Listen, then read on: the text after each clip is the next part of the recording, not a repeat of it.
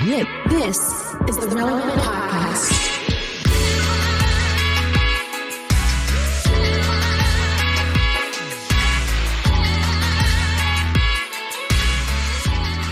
It's episode 1145, and it's the Relevant Podcast here in Orlando. I'm your host, Cameron Strang, and joining me from Loverland, Virginia, is Jesse Carey. Hello, hello. From Nashville, it's our managing editor, downtown Emily Brown. Hey, y'all. Derek is still traveling. He hit me up yesterday and said, I'm in Melbourne, Florida. I said, enjoy the Sheraton and Applebee's because that's all there is to do in Melbourne, Florida. And from LA, you know, from Social Club Misfits, it's Marty. What's up? Okay, Jesse, do you believe in gender equality?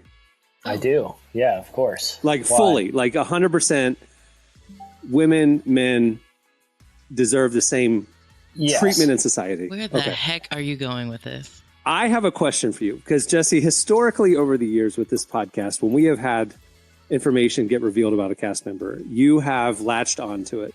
Yeah. Tyler was homeschooled.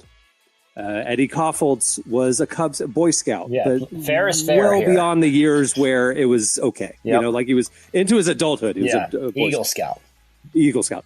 I learned something about our friend Emily, downtown Emily Brown, this week, Jesse, that I thought might pique your interest. I'm piqued. She, in high school, went to a public high school. Did she go to her high school's prom? No. She went to Christian prom at her church every year. Emily, please tell us about your experience at Christian prom with all the homeschoolers that you chose to go to instead of your normal school prom. This is an interesting decision. It was. And I will say, I don't regret it. I do regret having to tell people I went to church prom. That's the one part where it's, because it's like, even as I describe it as like I don't regret it. They're still like, but you went to church prom. So let me clarify. I did go to public high school and I was like pretty involved with stuff there, but I was mostly involved with church. And there was a large amount of homeschool people at my church.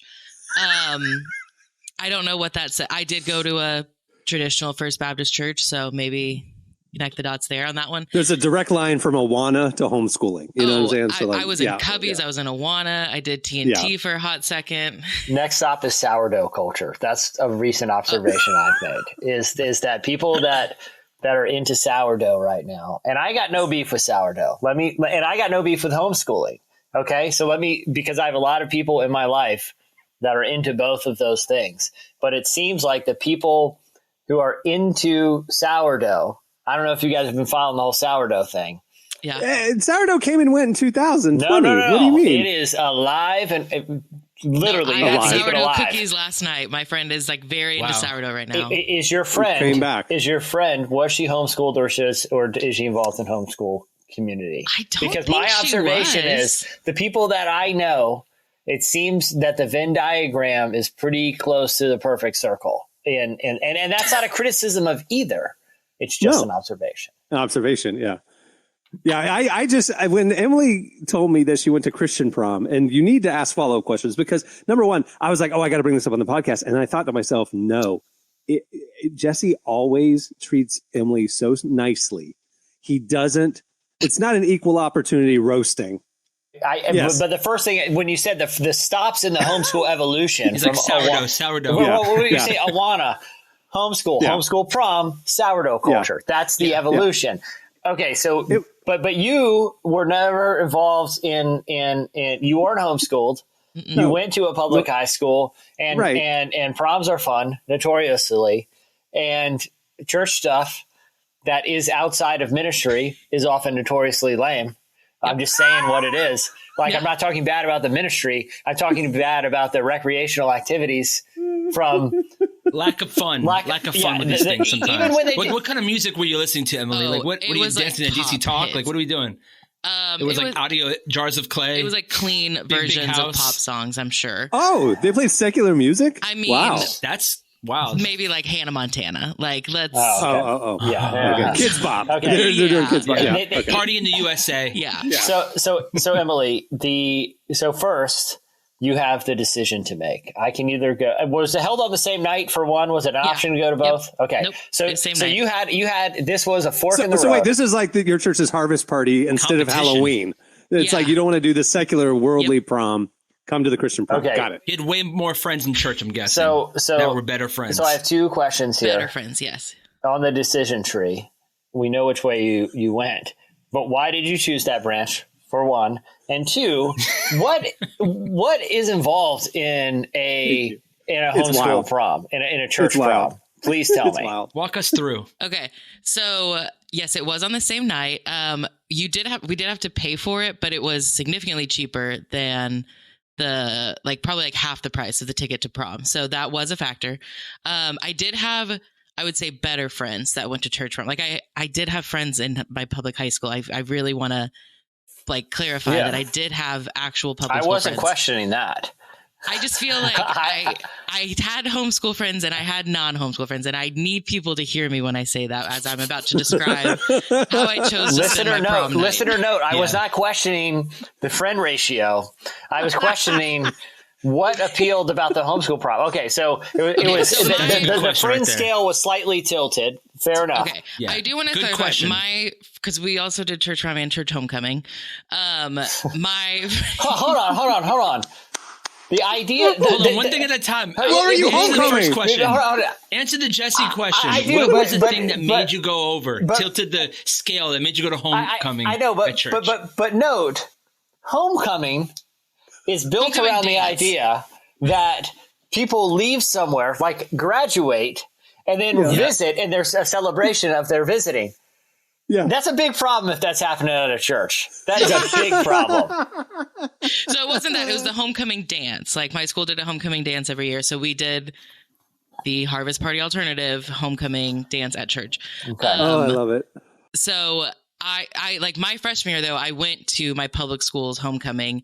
And again, I grew up this Baptist girl, somewhat sheltered. And so I will say seeing my science partner accidentally flashed me on the dance floor because her dress was so short, and watching these people I grew up with just grinding on each other was not my ideal night.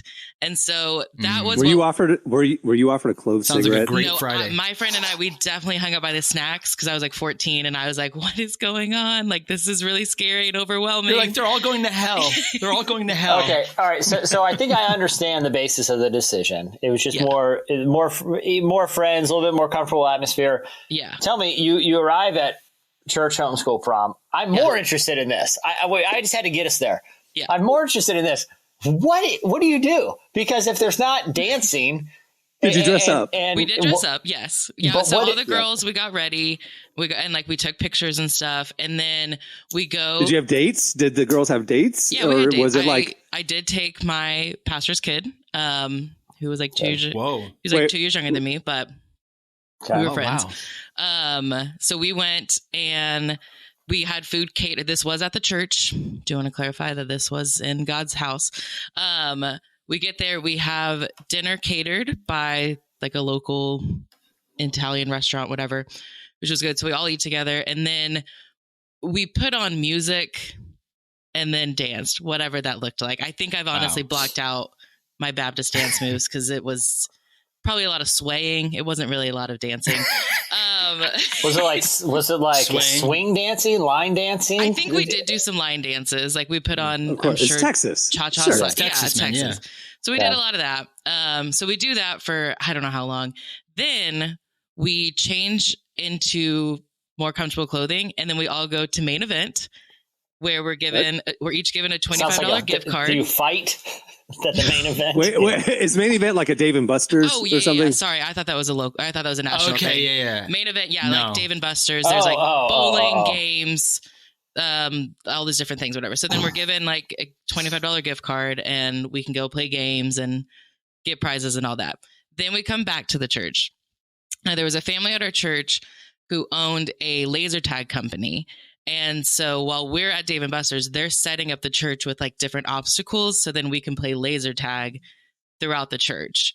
Kind of sounds fun. And then they also had a life-size inflatable hamster ball, a human-sized hamster ball. So they had two of those. So we got in those and we did races. You're not in your gown anymore. No, I'm not in my gown, but I do still have my hair and makeup done. And shocking, I was crowned prom queen, aka all the seniors. We got prom. You queen. were the church prom queen. My mom brought out a crown on a pillow. Oh, your mom was there. Yeah. Oh yeah. Oh no. Oh yeah. She was there. All of these details. My son is 10. My daughter is 8. This is an amalgamation of every birthday party they go to. It's just like you just take them all. And then you just like, let's just do it in one night. Imagine I'm 17 and all of my high school friends are at prom getting drunk. So then, we play all that. And then at the end of the night, the parents, they all cooked us breakfast at this is probably 2 a.m. at this point. It was like a sleep-in thing then. Yeah, you guys like kind of. Basically. Oh. And then all the girls, we spent sleepovers are very popular at my children's age. Yeah. So you guys made sandwich bags for the homeless community, and then you gave those out in the morning. Wait, parents came at 2 a.m.? That surprises me that Baptist parents would be up that late. That's crazy. I will say, for all the jokes I like to make about my church, the parents were always very involved. And while looking back, there are definitely things that were lame. They tried their best to make it fun. And I appreciate it. And again, I don't regret it. I had my friends that went to high school prom, I asked them how they felt. And they were like, I went for 2 hours. It wasn't that fun. And then we came back and just hung out. And I'm like, well, you spent more money and you didn't have as fun of a time. And you don't have a fun story to tell on a podcast one day. And you weren't named Queen. Bird at the main event. I have a tiara that you I did have a tiara. I think there's a picture of me in the hamster ball with the tiara on, which was probably a little dangerous, but. Did you pop that tiara? I'm not going to lie. It does sound fun. See, I think I'm just bitter because I one time went to the youth group Super Bowl party that was in the sanctuary, and where they put it on the big projection display that's usually like lyrics and sermon notes, you know, and every commercial break they stop and then there's like a message, and then during halftime there's a message. I'm like, what? Can we just have a night? I like watching the commercials at the Super Bowl. No one is wandering. The Super Bowl party was like an evangelical evangelism. When they were going to evangelism. I got news for you. No one's wandering off the street coming to the church Super Bowl party. Okay, you're quite literally preaching to the choir here. Okay, there's no one in here that is not involved in the church. No one is coming from the outside to the church Super Bowl party. There's no one to convert. These are all people who feel obligated to be here for one reason or another. You're not going to get conversions here. Just let us watch. Let us watch Prince at halftime. That's what we want. Well, I was going to say, it'd be really funny, Jesse, if 1 year you would tell your church, listen, guys, this year let's embrace the commercials. Let's embrace the halftime. That's the year that Justin Timberlake ripped Janet Jackson's top, and then they're like, see, this is why we don't do this anymore. It was a wardrobe malfunction. It was a wardrobe malfunction. This is your fault, Jesse. Get out of the church. It could happen to anyone. Oh, Emily was the church prom queen. Do you still have the tiara? I want some pics. I'm sure I have the tiara somewhere. I did tell someone this story once.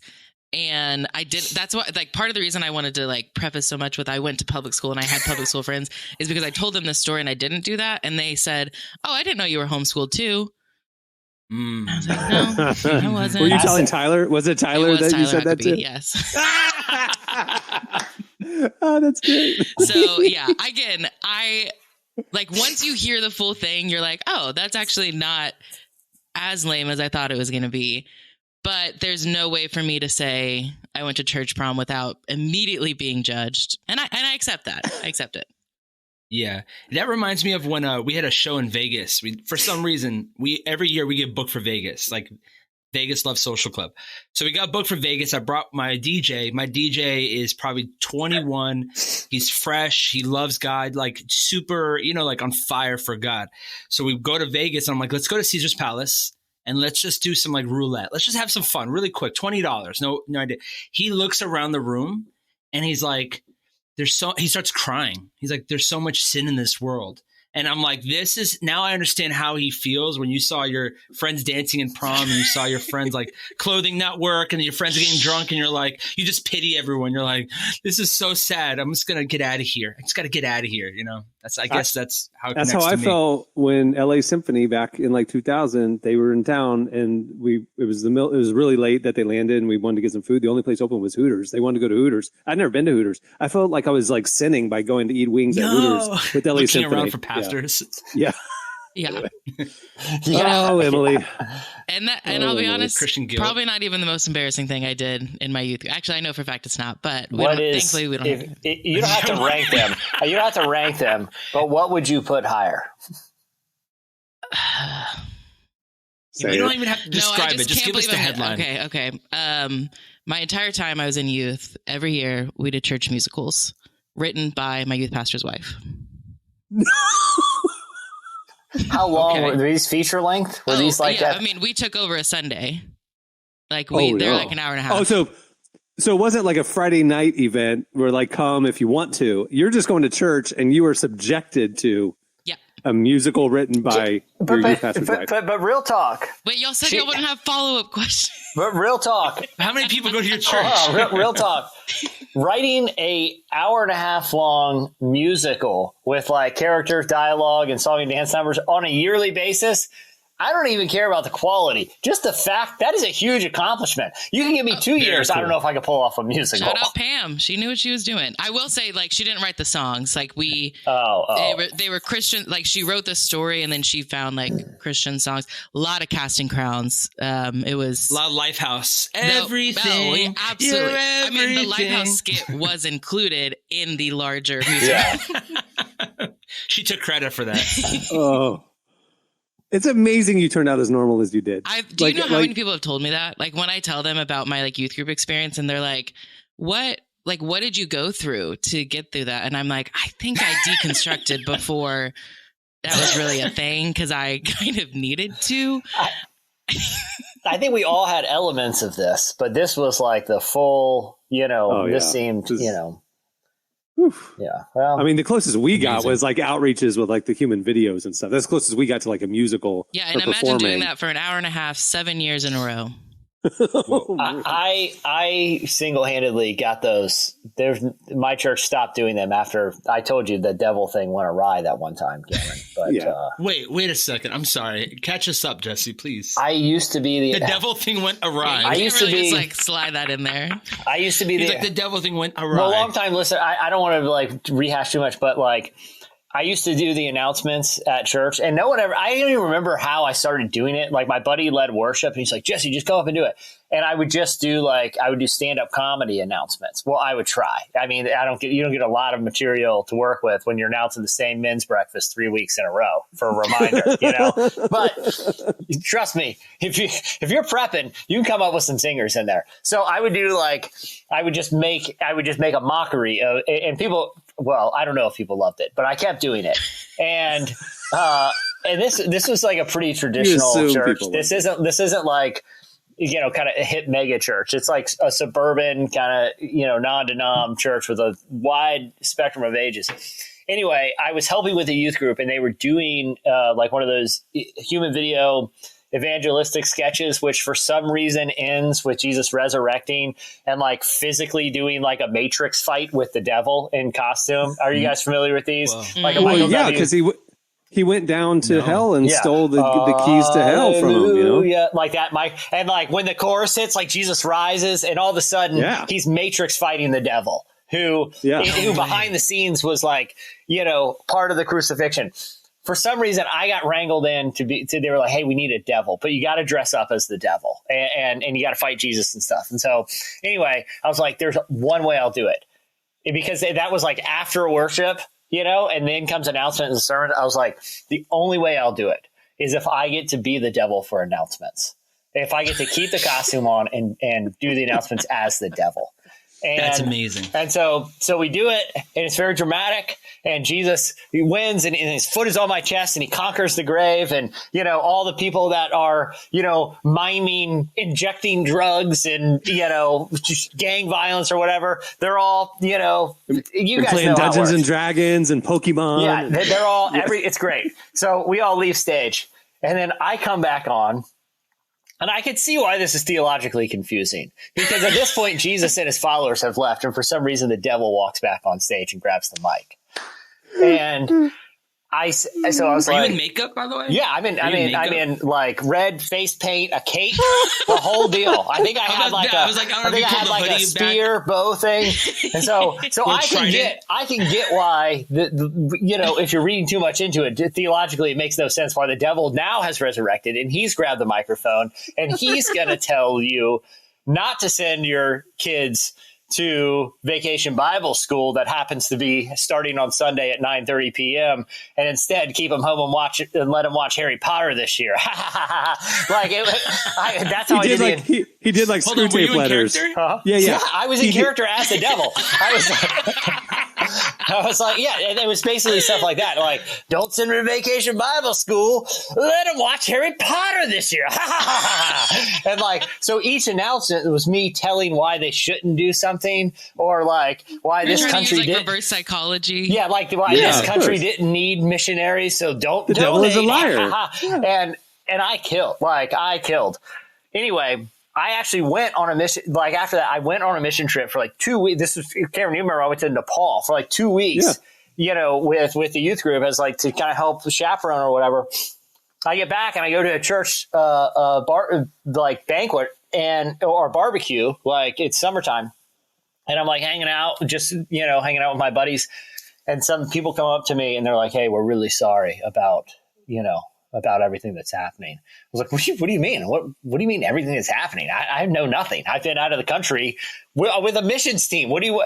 And so I walk over and I have a lot of people like elders and stuff come up and no one's giving me any clear answers. So I walked over to the pastor and I'm like, yo, what is going on? I have all these people that are coming up to me. I just got back in the country. And he goes, yeah, the devil skit caused quite the blowback. The consensus is, and this is what he said. He goes, the consensus of the leaders is you grieved the Holy Spirit that morning, and we're going to have to suspend you from announcements. I was like, the Holy Spirit has a sense of humor, dude. I wasn't, So that was the end of my announcements career. How old are you in this? College. No. This is. I was early. I was out of college, but it was like early 20s. Yeah. I didn't have kids. Great time to be dressed like the devil doing announcements too, because you're full of energy. You're excited. Had a lot of material too. I had some great material. Did you ever get to go do announcements again? That was it. That was the end of my stand-up announcement career. What about grace? What about forgiveness? Come on. Ladies conference, where you at? Don't come this year. We got Joyce Myers. Yeah. No, I think for the ladies conference, I was like, I'll be there. I'll be there. I can't believe church people didn't think that was funny. Me neither. They weren't as sophisticated as our audience, unfortunately. Emily, how many church proms did you go to? My junior and senior year, and then homecoming was just 3 years. And so you only got crowned queen 1 year. Well, yeah, all the seniors got crowned. So me and one other girl who was also a senior. Got it. So they did everybody. Yeah, senior girls this was are not all like queens. A voting who deserves it. This was, you happen to make it to your senior of high school. Here's a tiara presented by your mother. How many people were in the church, and then how many people were in the youth group prom that you guys had? Because I want to know how many people were watching the play, and then I want to know how many people went to main event together. I would say probably like 300 to 400 people were at church. Okay. And then I think at prom we had about 50 people. That's good. No, because if it's like 6 people, that's why everyone's getting crowned. You know what I'm saying? Like, I get that. I know what's happening here. It was like, there's more adults than students. There's little kids are playing now. It was probably about 50 people. Great. Yeah. It's great. It's good. Everything about this is great. All right. Well, we have a good show in store for you today. Coming up later, we talk to indie band Wilderado. They have a new album coming out. I'm excited about that. We also have, at the end of the show, hot takes. You don't want to miss it. Stay tuned. Right now, up next, it's Slices.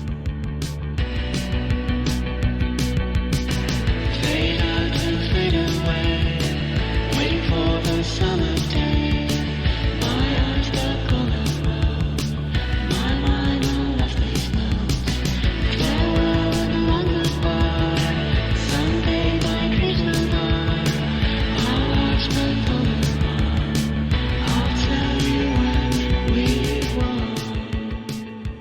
You're listening to Club 8. The song is Sunny.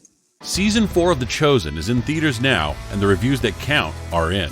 Amazing. Did not disappoint. Flurry of emotions. It was powerful, heartbreaking, uplifting. You have got to come and see it. It is a message for everybody. I highly recommend that you come out and see The Chosen Season 4. Episodes 1 through 3 of The Chosen Season 4 are in theaters till February 14th. So visit thechosenriseup.com and get your tickets now. That's thechosenriseup.com for tickets today.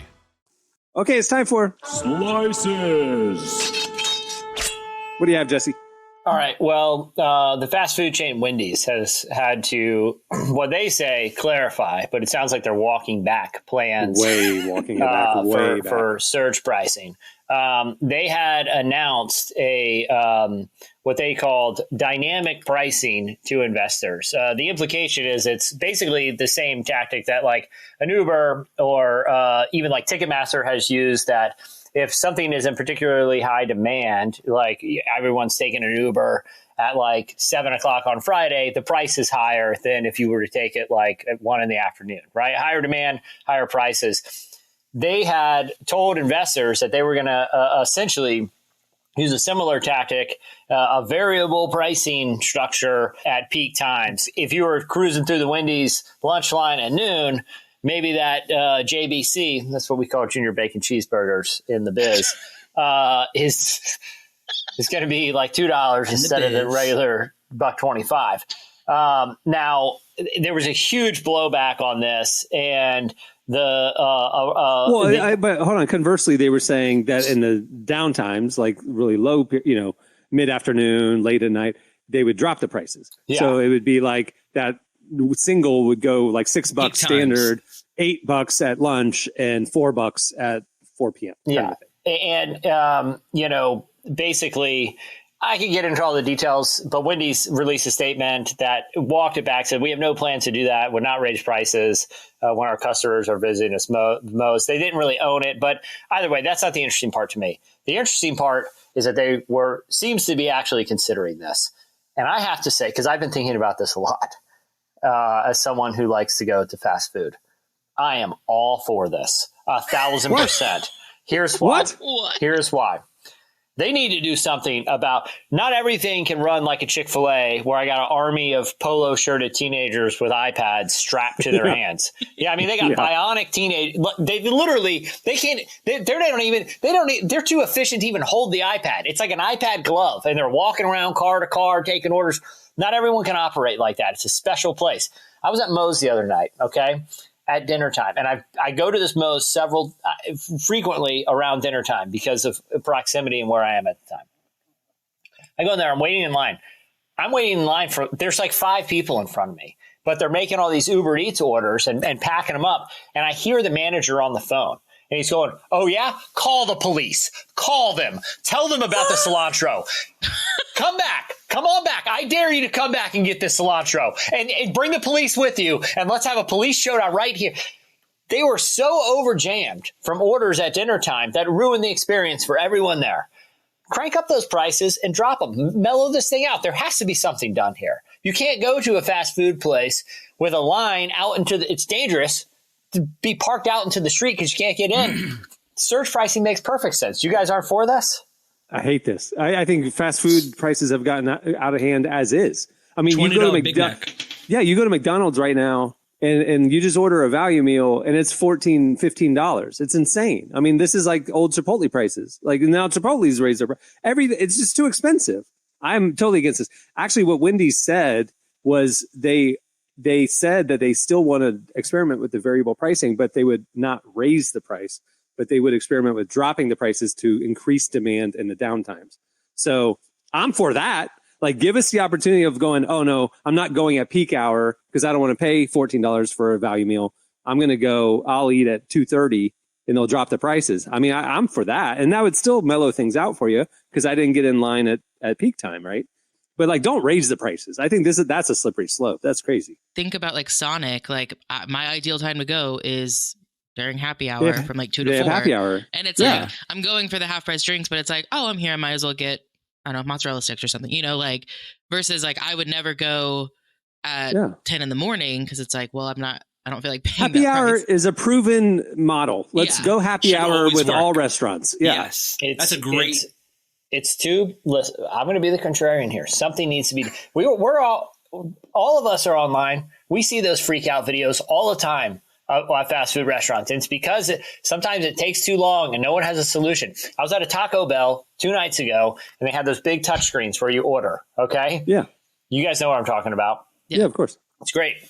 One of them was half shattered. That happens one way. Someone just freaks out and punches it. How else is that breaking? It can't fall on the floor. It's mounted to a pedestal. It did not fall. Someone got so frustrated at Taco Bell and they had to punch the menu. My thinking is they were waiting too long.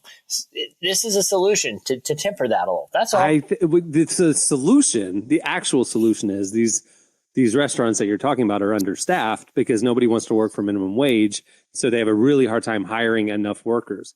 The real solution is raise the minimum wage. You'll be able to attract a more stable workforce, properly staff the restaurants, and then you can meet all the needs. It's like an extra lane on the highway. They can hire more people, but it's going to get more popular. Like, I think we need. True. You know what I'm saying? Are we talking about the same Wendy's? Like, when was the last time any of y'all went to Wendy's?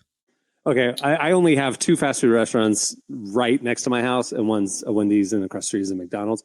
The Wendy's is notorious that if there's 3 cars in line, you're sitting there for 40 minutes. Thank you. The McDonald's is just a normal double lane McDonald's, and you're going through. So Cohen prefers Wendy's, so we'll eyeball it, and like if there's no cars, then we'll give it a shot. And if we see any cars at Wendy's, we go over to McDonald's. So I've eaten at Wendy's because Cohen likes it. I've eaten at Wendy's quite frequently. So but Wendy's is like bad, like really, like Wendy's is known for terrible service. That's what I'm saying. Like I was surprised when they raised the prices because I was like, like you already are struggling to get customers with your low prices and terrible food.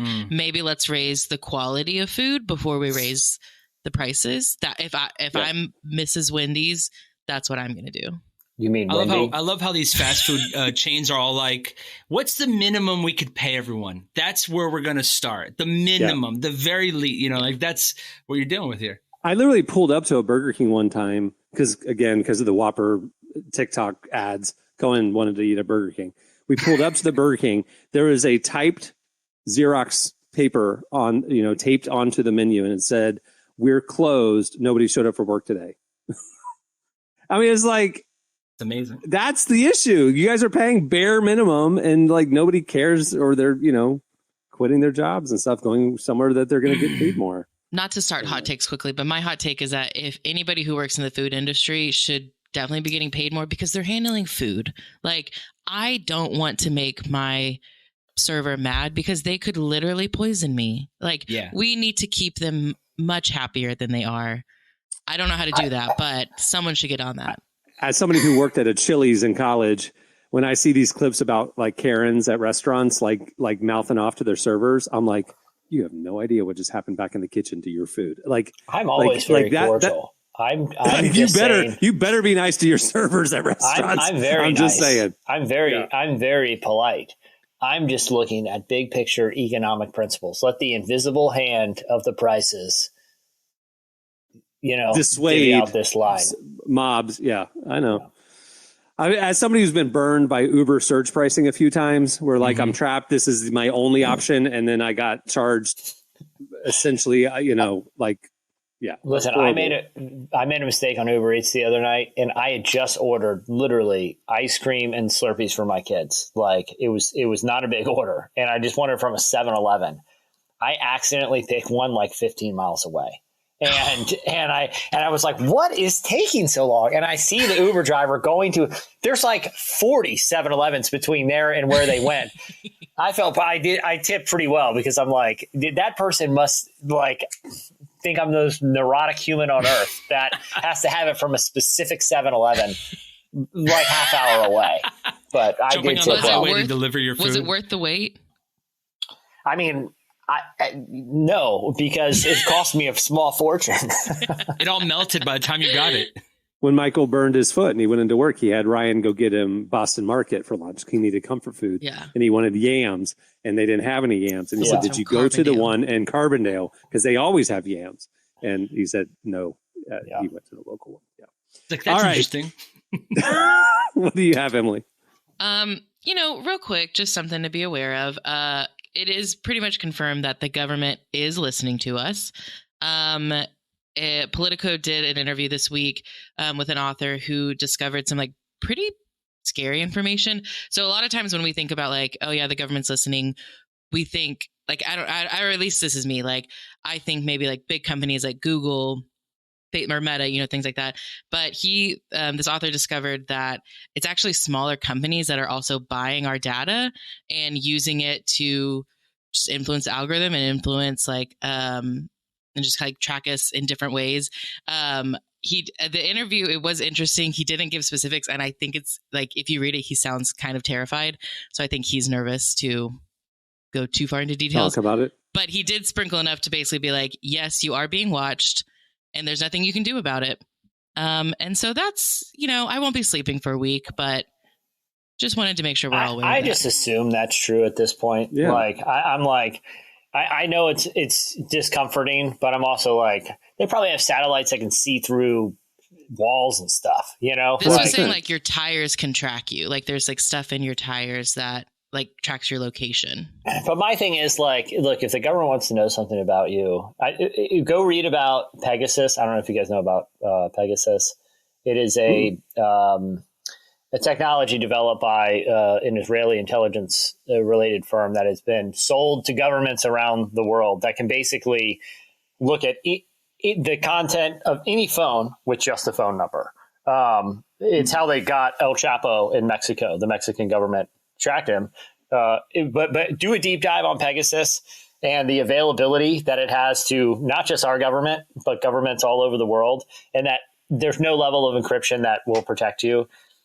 Again, like it's almost just a foregone conclusion at this point. I'm not saying that I support it, but I just, as a pragmatic sort of, that's the world we live in. I think it's unsurprising, I guess. I will say the one saving grace is like the guy was kind of explaining like, why is this so important? And he's talking about tracking you, but the examples he all gave were like kind of like you mentioned with like El Chapo, like they're tracking people who are, crossing drugs across the border or who are just doing illegal things. And so that is the one thing that gives me comfort is like, as far as I know, I haven't done anything illegal recently. But I've mentioned the last few weeks, I've been watching The Sopranos, was watching again last night. They spent 5 years building a RICO case against him with all their surveillance and all the whatever. Now they don't have to spend 5 years, right? I mean, obviously he was doing bad things. He needed to get, Yeah, I was going to say, I don't think me and Tony Soprano are living similar lifestyles. But just the idea that like so much data is being collected about us all day long, obviously like Alexa listening to us and all the ads getting served to us, and that the government can just buy that. They're just a customer of all that data. And if they just decide to, that's the thing for me is like, we saw in the last 8 years that when new administrations come into the Oval Office, they just throw out certain laws and just do things kind of the way they feel like it. And what if somebody comes into power that just feels like targeting this person and buying all their data and incriminating? Like, I don't know. It just feels like there's too much availability. Sure. I mean, unless the next president decides to go after Swifties, I'm not too concerned, but... I mean, what if the next president believed the conspiracy that she's a, whatever they call it, psyop or whatever, and she's against the government, and they do go after any supporter of Taylor Swift? Well, then it was nice knowing y'all.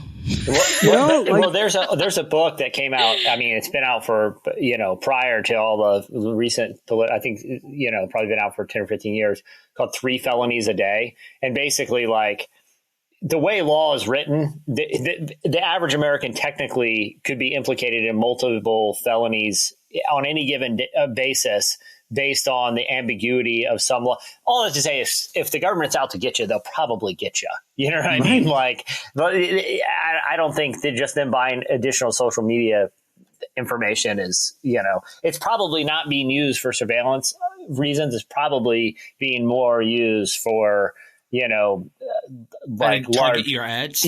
Like large scale sort of like. Yeah. I don't think it's micro. I think it's more macro. The information is probably more useful. Yeah, well, but even in that context, I mean, the problematic things would be things like redlining or gerrymandering or like rigging elections and like manipulating the electorate in certain ways. I mean, that is totally possible if you have complete access to everybody's data. Yeah, I'm not saying it's not problematic. I'm just saying this case seems like it's probably not being used to mine individual, things for individual privacy. It's probably trying to push large scale thinking or behaviors. So manipulating society as a whole. That's what exactly. Yeah. Reddit just is selling the information of all their cookies for $60 million right now. So it's becoming very popular to sell information from websites and Reddit. I saw something where Reddit's been in the news because they're IPOing. They're going public, and so they had to disclose a lot of stuff. They lose money as a website, but something like 77 million people a day are active on the website. So it's one of the most influential websites in the world. And they don't make money. So they're going now public. They have to make money. Investors want a return. So they're going to start mining user data and stuff like that. So it's great. Yeah. Anyway. All right. What do you have, Marty? All right. Speaking of user data, just kidding. No. All right. So we're going to go from data mining to this promoted as the most insane athletic showdown on earth. Last episode, we were talking about Florida Man. There is something called the Florida Man Games where people get to do. I love this. Actually, the best way to say this is this quote right here. It's basically the owner of it was like, listen, you can be a Florida man for a day without being arrested. It is the Florida Man Games, outrageous event where you could steal a Cadillac converter.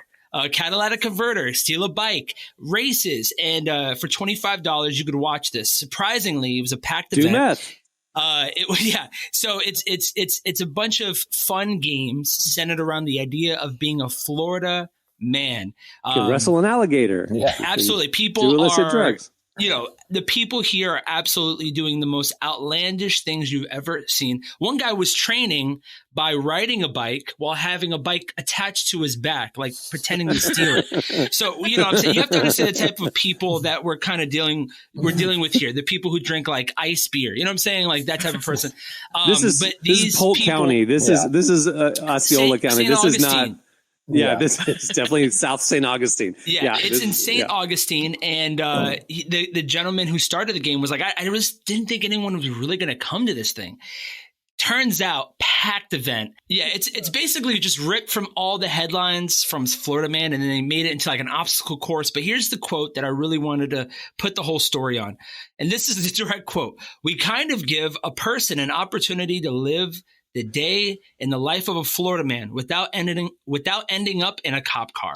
Do you have to be a Floridian to participate? You do not have to be a Florida man, which I think that this event, in my opinion, I think that this event, just come down and be a Floridian for a day. You're LARPing in Florida. You know what I'm saying? You're LARPing in Florida. I think what this is going to happen, because this event was so popular, you're going to have people who are flying in for this event from different countries. It's going to be international, I think, next year. 100%.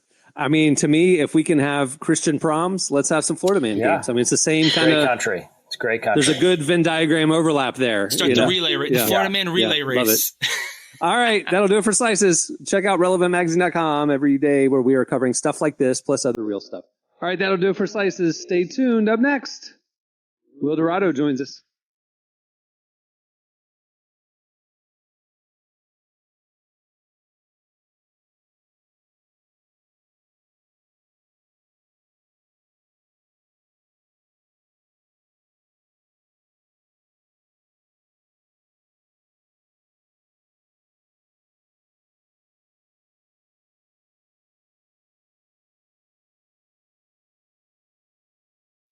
You're listening to Nick Ward. The song is Gimme. Hey, if you like this podcast, but you might like it better if there were no ads, you can do that. Head over to relevantmagazine.com and sign up for Relevant Plus. For just a couple bucks a month, you get this podcast ad-free. You get ad-free unlimited reading at relevantmagazine.com, including the full podcast and magazine archives, our beautifully designed digital issue, and a little more. Check out all the info right there on the Relevant Plus tab at relevantmagazine.com. Well, Wilderado is an indie folk band from Tulsa. They've got millions of listens on Spotify and have been steadily growing since they formed back in 2014. We talked with frontman Max Ranier about the band's journey and the new music that they're working on for their forthcoming sophomore album. Here's our conversation with Max Ranier from Wilderado. Sometimes I run away from you. it ain't what I aim to do. Like a heart with broken bones or a good punch in the nose, I'm painted black and blue.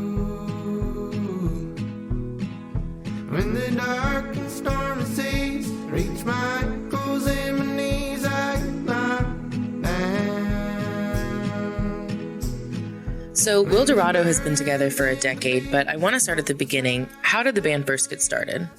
I mean, really, just with music. We had written some songs, and then once I think the guitar player Tyler and I just decided that it was worth recording them, and I think just having to organize that process kind of just organized the whole process of everything else, more or less. We recorded some music, and then we had a friend that kind of hacked that she worked for a blog in Los Angeles, and she basically just like leaked one of our songs into her mailer. She had like a big, what is it called? Where you can she had a bunch of email addresses to a bunch of other blogs. And so we did this big blast, and kind of the rest was history. We put together a team pretty quick, and they sent us out on the road just about as quick. Started supporting a bunch of people, and then while we were home or in between supports, we just kind of made enough music to have more music out. So I mean, hence, I don't know if you've looked at our catalog, but it's like loads of singles and EPs basically up until 22. And then we put out, or whenever that was, 21, put out that first record. And we've kind of just been making it work. I mean, it's just been a slow incline. There's never been a single moment of success for us. There's just been, baby steps into where we are now, which is still just kind of like a making it work stage. Maybe I'm asking much, and maybe I'm vain. Just caught in the afternoon, stuck on the lake, making me wait. Okay, so now you're 10 years in and you're about to drop your second album. How does this album compare to your first one? I think the biggest difference would be we had much more of an idea of what we wanted to do. The biggest similarity would be that there's still just kind of an eclectic nature to the songwriting. That's something I've never been afraid of, and I kind of enjoy about Wilderado is there's just the style of songs, especially when you get 10 or 12 together, they really do differ. Some of that comes from how they were written, and then some of it comes from, the time that they were written and stuff like that. So, but I think just like the first record, there will be an eclectic nature and a big differentiation between the songs. But I think the separator would be we put out that record and then we toured it just so hard, and we got tired of a lot of things, to be honest. And I think we went into this next record with much more of an idea of kind of like what we'd like to listen to as ourselves and what we were listening to and things like that. And I think it's just kind of working itself out to be a little bit more mellow, less bashing around, you know what I'm saying? But still really trying to make sure their stuff is groovy and we can bob our head to it just because we're such fans of that kind of music. It's coming up fast, coming up fast.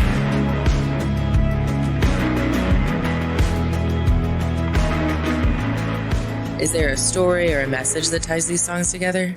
I'm not sure there's going to be a grandiose message as much as it'll just be me, I think, being much more open with the way that I'm thinking and feeling. I think I had a tendency to be more positive in the first record, and now I'm also getting older, kind of looking more into how it was to grow up and how that is different than how I am now. And I don't know. I'm not sure I've ever pulled together just a theme with my songwriting as much as it has been just kind of what does the mood of this track make me feel, or how am I feeling today.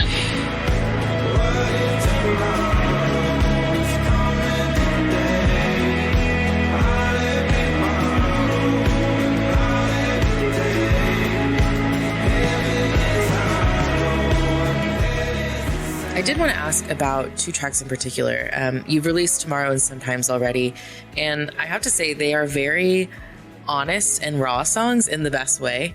But I also noticed some religious imagery in the songs. So I would love to know, what is your faith background like, or what's your relationship with religion like now? Yeah, very intense religious background. Now, when I say intense, I don't mean negative.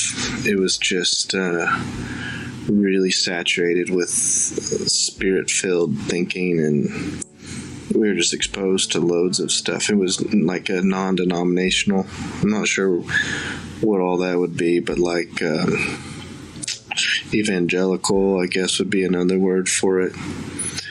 You know, it was the way it was put together. It was like there's God, Jesus, and then the Holy Spirit. And everyone growing up was just really into tapping into the spirit side of things. And so there was loads of, like, you know, speaking in tongues and laying hands on people and healing. And I don't know. I mean, what do you have, 2 hours for me to tell you crazy stories? There really were just so many crazy things that I saw. And then as I grew up, I went to Baylor. I stayed in Christian school almost my entire life. My whole education was Christian based, and I just got so turned off by so much of it. At that point, I just couldn't take it anymore. I couldn't take the way I was thinking and the way I was being made to feel. And then I went out to Los Angeles, and it was kind of the first time that I'd ever seen, what's the word? Just love that had no bounds to it. I mean, it was like I put this group of friends together, and it was kind of the first time I was seeing people just love on each other in a way that was unconditional, truly was. And I think it sent me on this journey of trying to separate as far as I can away from the church, and I did for 10 years. And you know, where I am now, my grandfather used to always just say is like one of the most important things a person can decide is just what he thinks about God.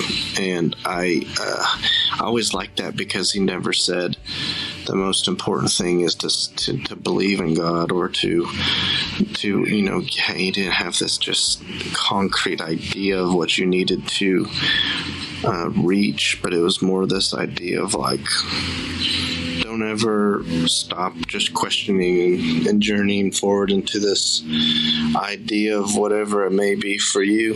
And I think that's where I am now.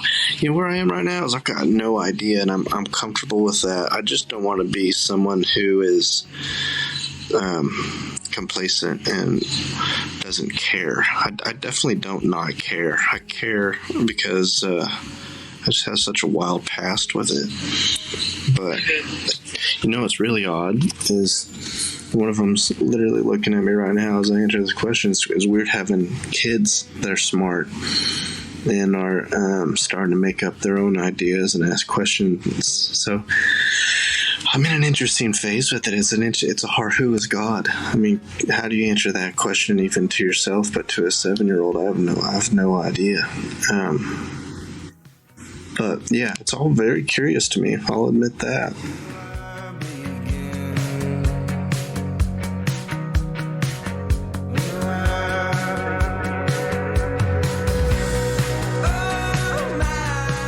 Are there more songs in the album that will explore religion, or are there other topics you're wrestling with?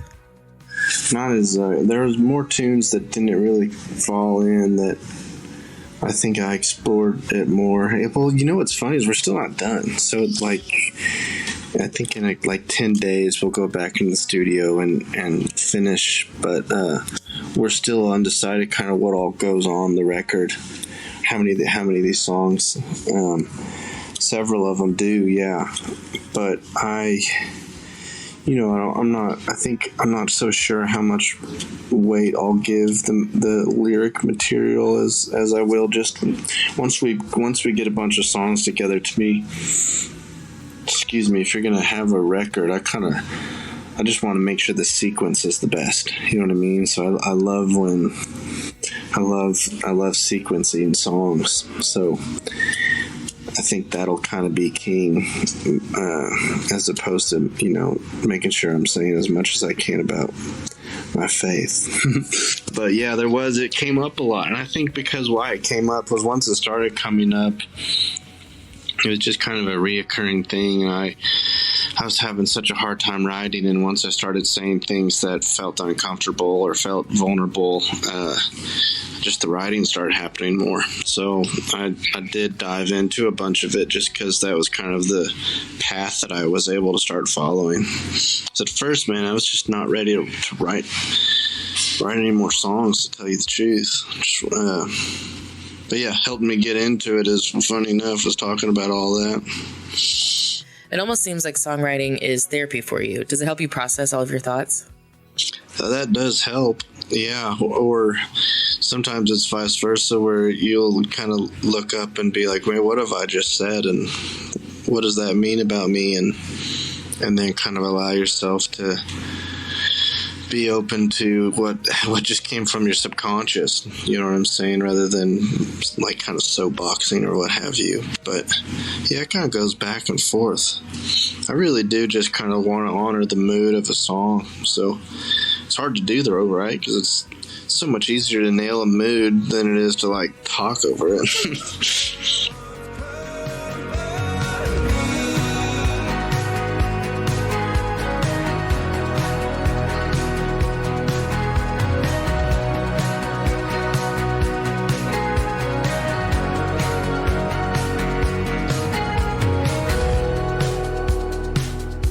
That was Wilderado. Make sure to check out their new single Sometimes and Tomorrow, and keep your eye out for their upcoming full-length project coming soon.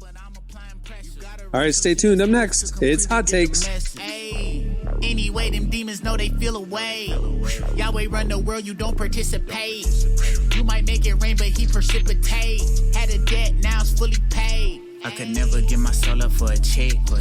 Living water, I don't need it on my neck. Road to riches cause a lot of y'all to wreck.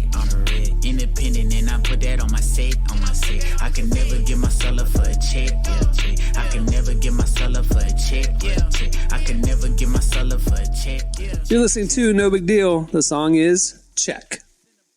Today's show is brought to you in part by The Chosen. Season 4 of The Chosen is coming to theaters nationwide on February 1st, and this season has everything. Clashing kingdoms, rival rulers, and when they're threatened by the reality of Jesus' growing influence, religious leaders do the unthinkable, choose to ally themselves with the Romans. As the seeds of betrayal are planted and opposition to Jesus' message turns violent, he's left with no alternative but to demand his followers rise up. So get ready, relevant podcast listeners. February 1st is the big release day. Go get your tickets now at thechosenriseup.com. All right, we did this last month. It's hot takes. We used AI to generate some hot takes. I'm going to say the hot take. You tell me if you agree or not in no particular order. Here we go. Hot take, In-N-Out is not good. I think In-N-Out is fine. I don't think it's good. I think it's fine. It's okay. I agree. I'd rate an In-N-Out burger as a 6 out of 10 because you have to dress that bad boy up. Yeah. I think double quarter pounder with cheese. Believe it or not, I think it's the best. That's the best burger in fast food. Five Guys. Five Guys has got so expensive. Yeah. It's just so watery. It is. I don't want to pay $28 for a burger and fries. I don't care about the commenting on the price, quality of the burger. Yeah, you're pro increase the price, so. All right, making an itinerary ruins the whole trip. Agreed. I mean, that's how I travel. I wing it. No, I wing it. Seat of my pants.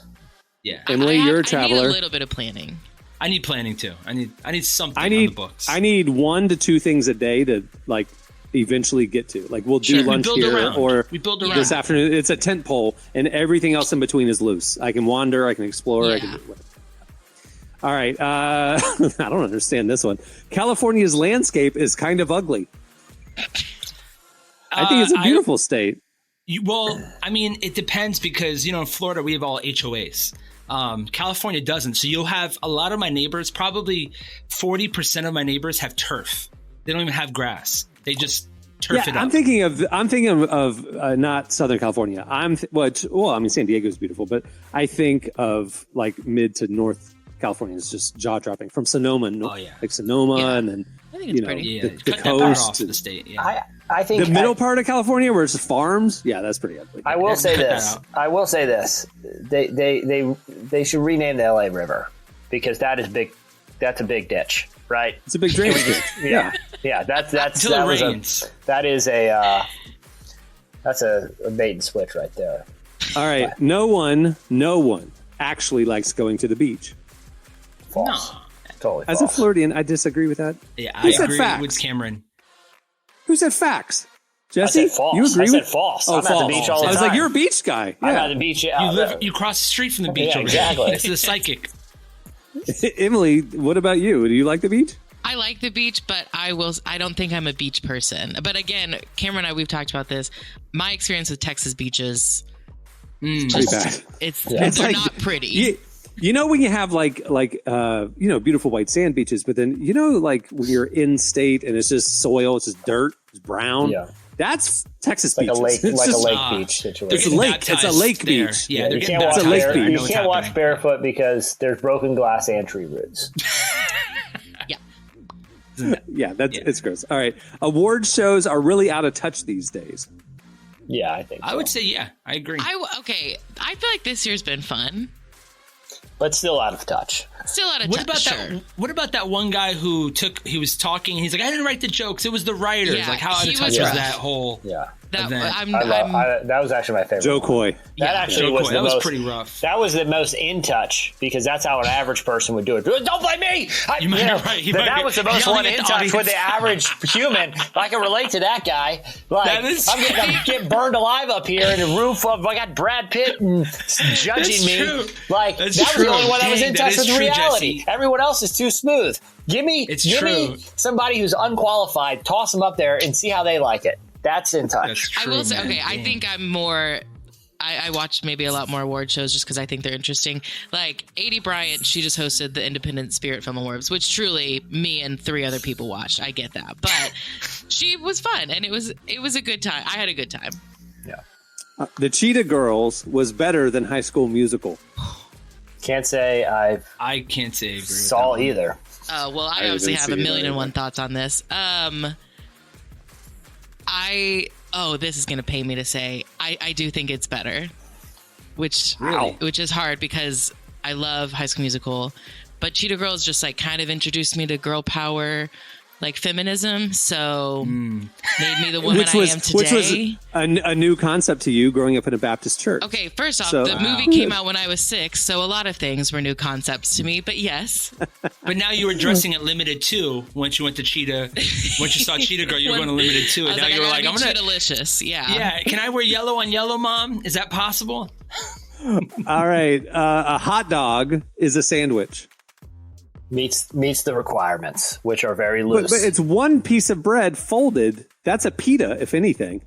It's a Yeah, pita. I don't know. You wouldn't call a Pita pita a is its sandwich own or a taco. situation. It's a taco.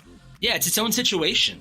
Why can't hot dog bread have its own It situation? doesn't matter if you slice the loaf of either. What's If a you calzone? smush the hot dog bun, you have a taco. So are you I mean, okay? Real quick. So are you telling me that if I simply separate the hot dog bun at the crease, yes, Now it's a sandwich. which is about a millimeter worth of bread, then it Correct. becomes a sandwich? Yes, it's 2 pieces of bread make a sandwich. Otherwise, you have folded. That's a taco. I don't think that single millimeter of Is a taco? attachment- Is a taco a sandwich to you? No, because that's not bread. That's a tortilla. It's bread. It's smushed bread. It's the same amount of dough that goes into Tortilla. a loaf of bread It's like as a maize. tortilla. Yeah, we got to Like agree corn. to disagree here. All right, okay, here's one. All right. A ravioli is a wet Pop-Tart. It's more of a. I wouldn't say. I would say a Pop-Tart is a hardened piece of ravioli that is. I don't know what kind of ravioli you guys are eating, but my Pop-Tarts are filled with berries and cinnamon filling. I would maybe go Hot Pocket but there's no way it's That's a good one. I don't know what kind of I would gross. do Hot Pocket over a Pop-Tart. Well, who's Maybe eating that's a what Pop-Tart? Amy meant. I think it's the fact that it's smush or it's like creased around the edges Yeah. and then bigger in the middle. Who's eating That's a different than a hot Pop-Tart We start getting filled with uncrustable marinara. territory. Yeah. We're starting to get in uncrustable territories over here. All right, last one. Here we go. Breakfast is not the most important meal of the day. I rarely eat it. I think lunch is. All right. I love breakfast. That'll do it for Hot Takes March edition. Welcome to March, everybody. Okay, well, before we wrap things up, I want to thank Max Ranier from Wilderado for joining us. Make sure to check out their new singles, Sometimes and Tomorrow. Keep an eye out for their sophomore album coming out soon. Also, make sure to check out issue 114 of Relevant. It features an amazing cover story with Brooke Lidgertwood. We've got a lot of thought leaders, faith leaders, actors, Rainn Wilson, who else? Need to Breathe, Mike Todd, a bunch of other people. Check it out. It's available for free. Just click the magazine tab at relevantmagazine.com. It's presented by The Covenant. Available now on Apple TV. All right, on that note, we'll wrap things up. I'm Cameron Strang. I'm Jesse Gary. I'm Emily Brown. I'm Marty. We'll see you on Friday. Have a great week, everybody.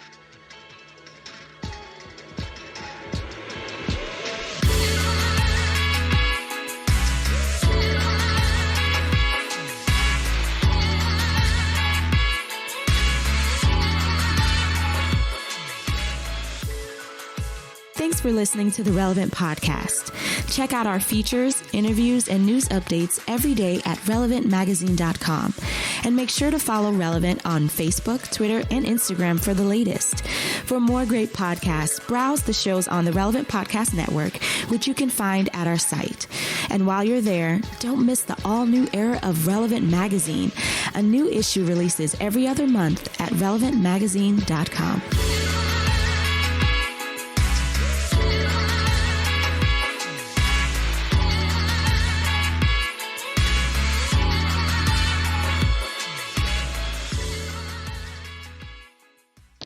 Awana, homeschool prom, sourdough culture. Relevant Podcast Network.